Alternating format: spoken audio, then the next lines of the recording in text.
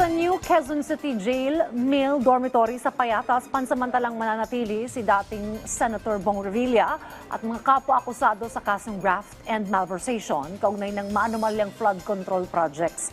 Agad namang naghain ng motion na ang kampo ni Revilla na sa PNP Custodial Facility makulong ang senador dahil sa issue ng seguridad. Ang detalye sa report ni Rod Lagusad. Sa New Quezon City Jail Male Dormitory sa Payatas, Quezon City, pansamantalang mananatili si dating Senador Bong Revilla matapos maglabas ng commitment order ang Sandigan Bayan 3rd Division sa kasong malversation of public funds through falsification of public documents kaugnay ng 92.8 million pesos na ghost flood control project sa Pandi, Bulacan.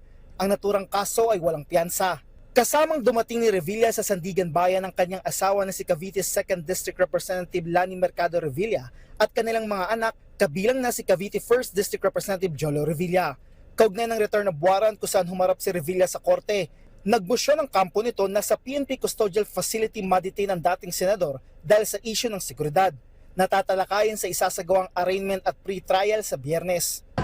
Protect him also, not for anything but it's for security reasons, for his safety.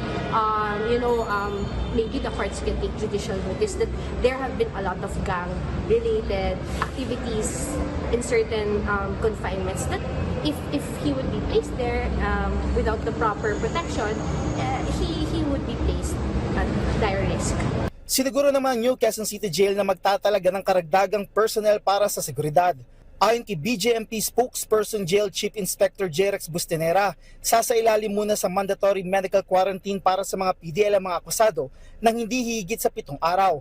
Saka isasama sina Revilla sa general population ng kulungan. Bago tuluyang umalis ng Sandigan Bayan, binigyan din ni Revilla na inosente siya sa nasabing kaso. Maraming salamat po sa nagdadasal para sa akin. Malinis po ang aking konsensya. Dagdag pa ng kampo ni Revilla. It's not an admission of liability. So, hindi niya tinalikuran ito. And nag-surrender siya upang harapin ang mga paratang laban sa kanya. Bail was posted for the graft and grab practices.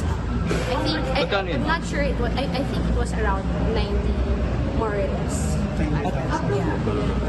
Yeah, at the moment, I believe it's already been signed.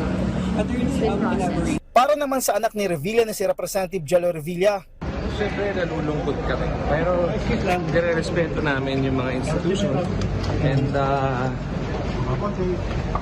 yun lang muna. bukod kay Revilla, naiharap na rin sa korte ang 4 pang akusado na pawang opisyal ng DPWH Bulacan 1st District Engineering Office. Kabilang dito sina Bryce Hernandez, JP Mendoza, Engineer RJ Domasig at Juanito Mendoza. May 2 pa na hindi na ihaharap sa korte, ang mga akusadong sina Cristina Pineda na nahuli sa Baguio City at Engineer Emelita Huwat na nananatiling at large. Samantala, tumayong witness naman si DPWH Secretary Vince Dizon sa isa pang flood control project case sa Nauwan Oriental, Mindoro. Naniniwala si Dizon na matibay ang kanilang ebidensya sa umano'y substandard na proyekto. At kitang-kita naman natin na talagang substandard yung mga ginagay na mga sheet pile.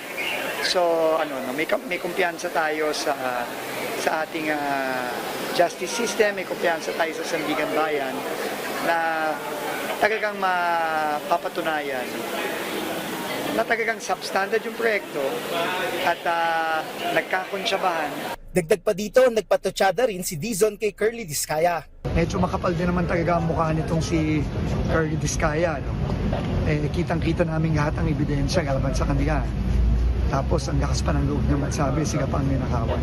Rod Lagusad, para sa Pambansang TV, sa Bagong Pilipinas.